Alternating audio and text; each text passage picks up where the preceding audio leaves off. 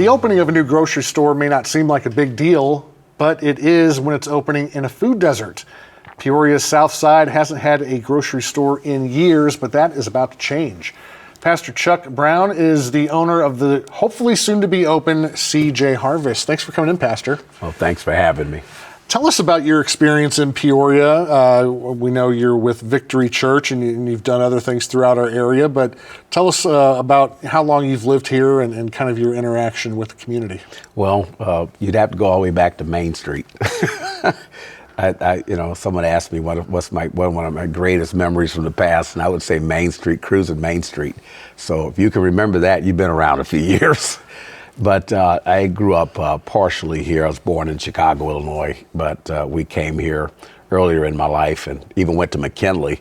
And then we relocated out to Pembroke, Illinois in Kankakee County, and I grew up most of my childhood up to high school. Then we returned back through Caterpillar here to Peoria, so I wound up graduating from Manual High School. The South Side, I remember, was a bustling community, just a great environment. Definitely growing up as a teenager, we had a lot of fun things we used to do. We had restaurants, we had businesses, we had supermarkets, we had a lot of things to look forward to. Real friends, not social media friends, but people you actually would see fight and be right back together the next day. Basketball at Proctor Center and Carver, so it was just a great experience growing up on the South Side. Well, for whatever reason, and I'm sure there are reasons, that has changed, so much so that the South Side hasn't had its own grocery store in years. Let's first of all talk about the food desert term. That's a term that people use. Of course, the South Side has gas stations, convenience stores, but you're not obviously getting a good quality of food there, fruits, vegetables, things that are actually nutritious for you. For someone living on the South Side in a food desert, what does life look like for them as far as just doing something as simple as grocery shopping? Well, the South Side has changed over the years. Unfortunately, a lot of the changes has not been for the good. A food desert, USDA classifies a food desert. It's an area in an urban community where there is more than a mile, the majority of the community, from fresh, nutritional, and affordable food.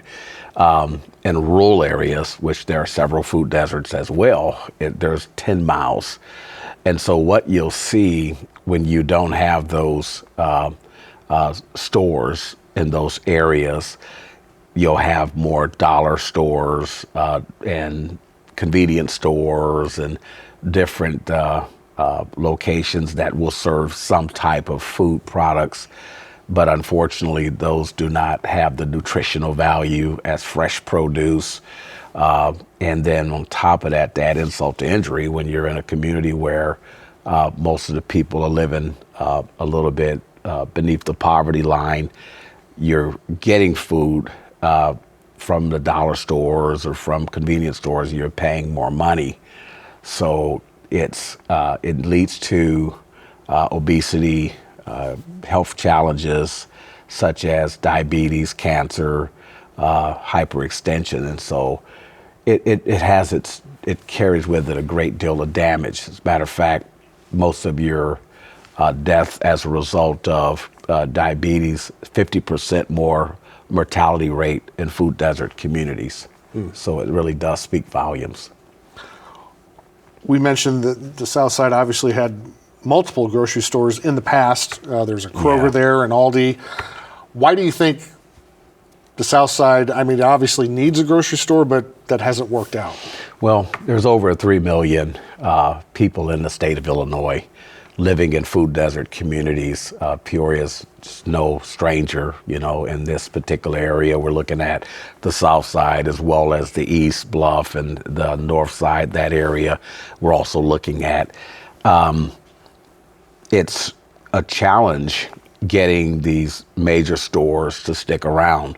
Quite frankly, in these particular areas of population, the stores suffer a great deal of loss. First of all, there's thin margins. In the supermarket industry, you're talking 1% to 3% net profit at the end of the day. If you are getting a 1% to 3% net profit, normally in food desert communities, they're normally losing 4 cents on the dollar. And in the past, they were able to count on private and government funding to kind of help mitigate at least half of that gap. And so when that is not available, those stores have to pull out. I mean, it is a business. Supermarket industry is a business. And the CVS's and the Walgreens and different chains, they pull out because they're losing money. So it's just that simple. So at what point do you say, not only does something have to be done to solve this problem, I'm going to do it? Was there one particular moment, that one light bulb that went off in your brain that said, I'm the man to do this? Yeah, I mean, I'm a man of faith. You know, God gives us wisdom, but he also gives us visions and witty ideals. But I'm also an entrepreneur. So you have to go at it from a business perspective. And I have what I feel is a good business model that I think could not only work for the south side of Peoria, but, you know, if it plays in Peoria, maybe it could help other communities. And so it's an inspiration of mine. I hate to drive through the south side of Peoria and look at the things that we see. It just does my heart, you know, no good in that point, just to watch what's going on. And I want to make a difference. And I think by starting with giving the community the essential service products that they need, it's the right thing to do. So CJ Harvest is something that's going to do a great job in the community. Before we get into the specifics about what people will eventually see there, this wasn't an idea you just came up with a few months ago. This has been going on for a while. What are some of the trials and tribulations and maybe some roadblocks and speed bumps that you've encountered? Yeah. Well, you know, I got the keys back in 2021 to start the project. I initially was going to put the food court in first and then some grocery items. We have 12,400 square feet, and so we were just going to kind of wall it off about 3,000 square feet and then just kind of grow into the building. That was the initial plan. Didn't plan on losing my former wife to cancer probably 3 or 4 months after I got the keys. And so I think I kind of wigged out in 22. It's just understandable. You know, it was a really, really difficult time for me. I'd lost my mother, my father, my wife, and 3 brothers. And so, you know, just had to find that value again in life. You find out what's really important when it comes to business and anything else we do in the community. You know, I live by a model now: God first, family second. And so you just never know when those type of things is going to happen. But it did cause a great deal of setback. Picked myself back up in 23. Was able to pull it back together and get back focused on the store again.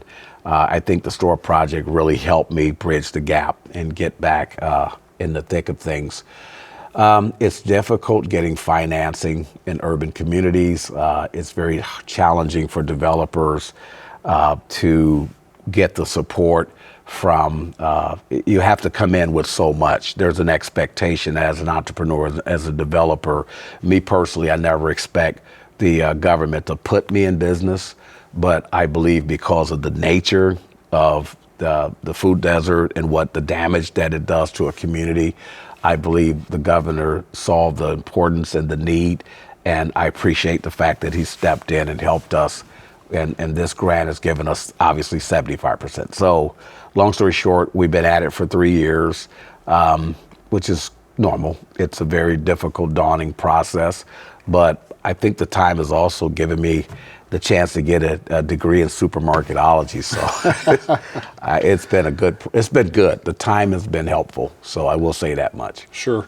Well, you mentioned the grant, almost $1.7 million from the state. Sounds like a game changer. What does that mean for your market? Well, the whole project is $2.2 million. So we had to raise $555,000. And that was our 25% match to the grant. And I was really blessed. We were able to meet with Peoria County, and they had some funds available through some ARPA funding, as well as Keystone, which is a part of that would be a loan. And then I was able to do private investment of $165,000, and so we were able to put that together and make it work. We still have an appointment with the city, but by the time we'll have to see where that's going. But right now, the county stepped up really big, and so they see the importance of that area of town. And it's one thing to say what you're going to do; it's another thing to do it. And so, through that partnership, we were able to do what we're doing now. I'm sure you learned quite a bit about business in general, supermarkets, things like that. You know, it's one of those things you talked about the margins. You're not going to get rich doing this, but you obviously are more concerned about the impact it's going to have on the community. Absolutely. And even with those margins, if we're able to profit, we're going to pour a great deal of that net profit back into the community. We have other goals that we feel can help revitalize the community. We're even looking at the possibility with the success of this location, and that is putting another one near the North and East Bluff, maybe a smaller version of this, but we want to try to help two areas of our community.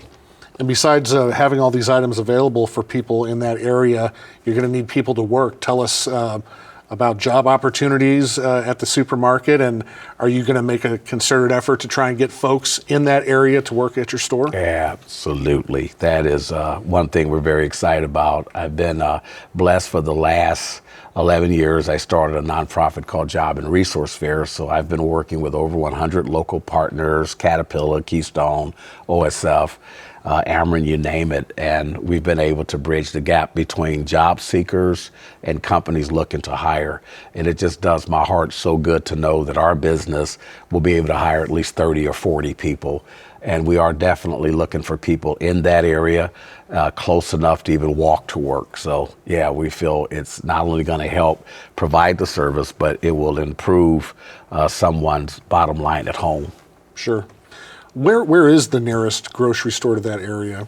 Wow. Right now, the residents are going all the way over to East Peoria, either Walmart or Kroger's, or they're going out to Sterling, Kroger's, or Walmart on University, or Aldi's. That's a way to go, especially if you don't have a car. No, it was so amazing.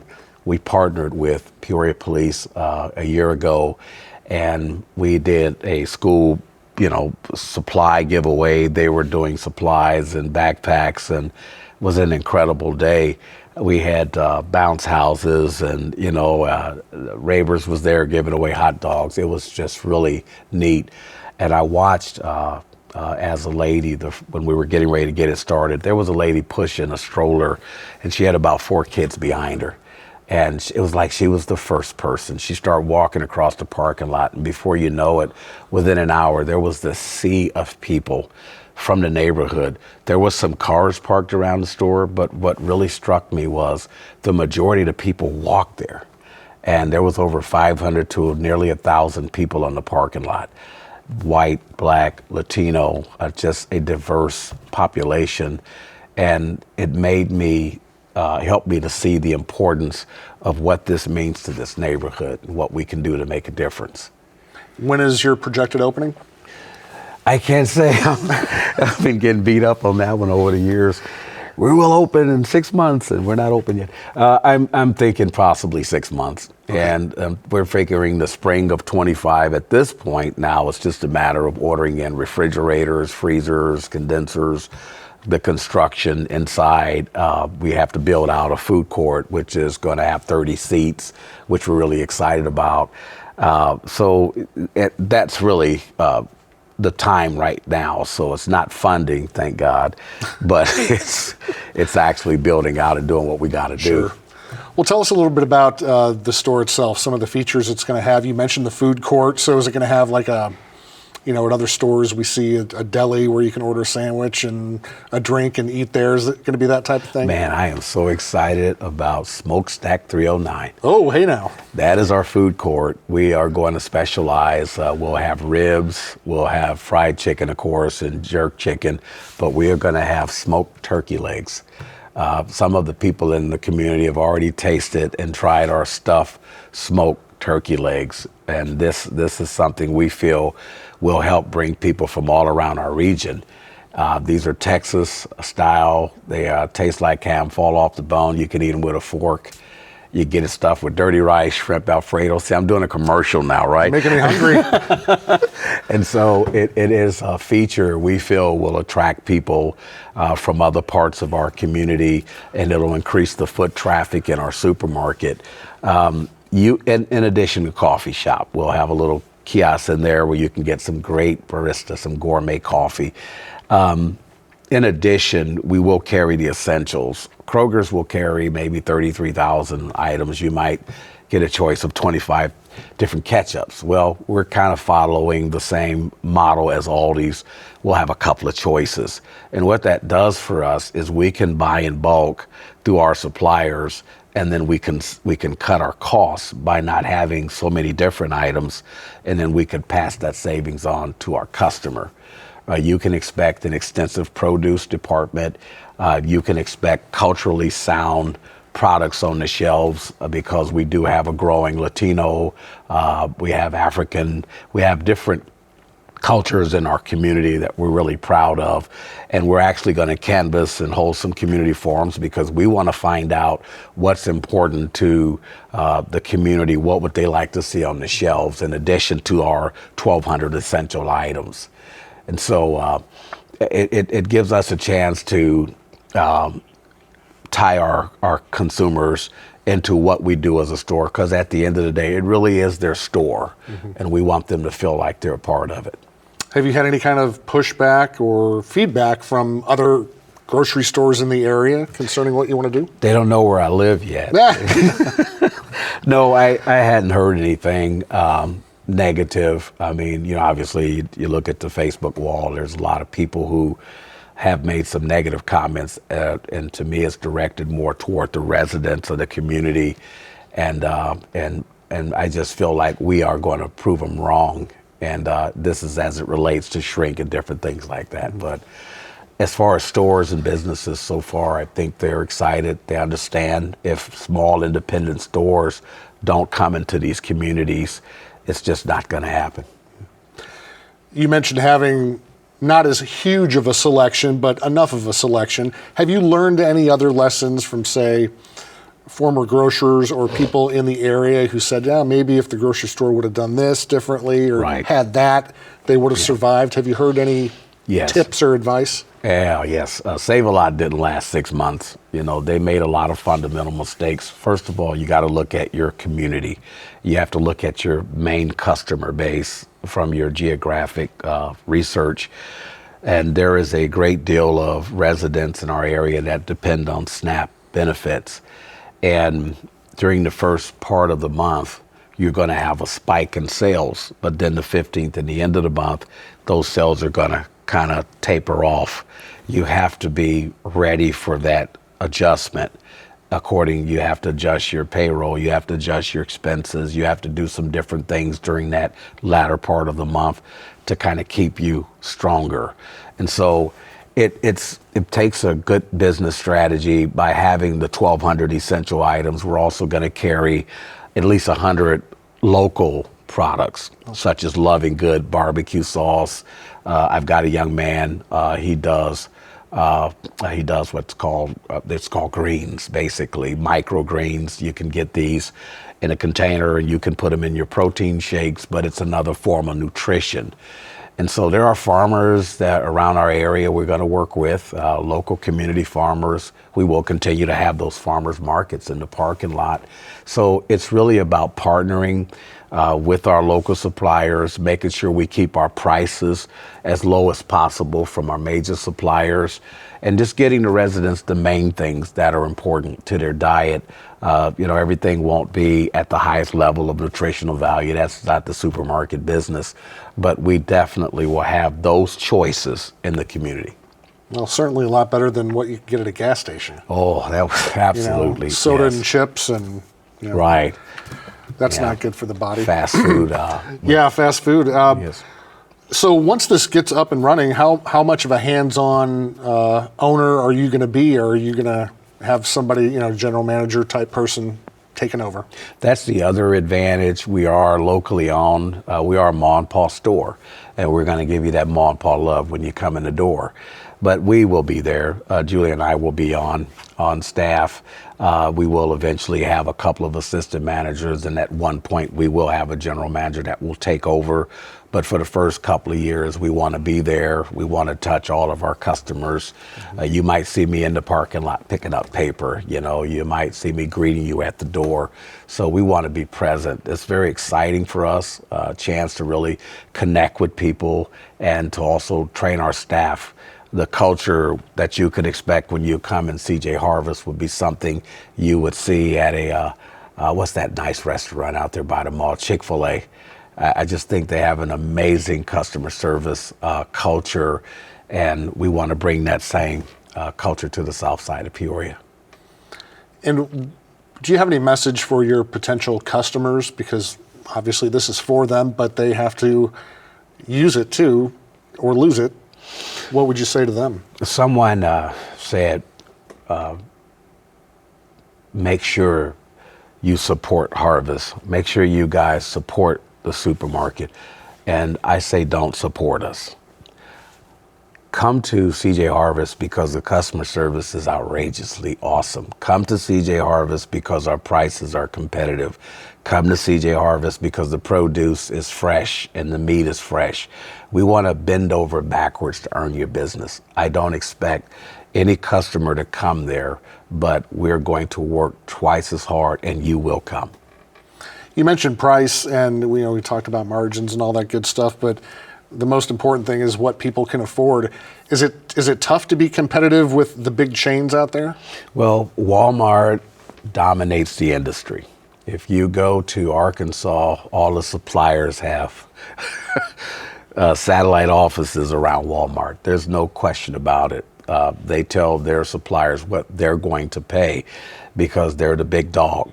And so it makes it very difficult for independent stores to compete when it comes to price point, which is why we don't want to carry as many items as a Kroger's. Aldi's is more competitive, and they're the fastest growing chain in America simply because they only carry 12 to 1,400 items as well.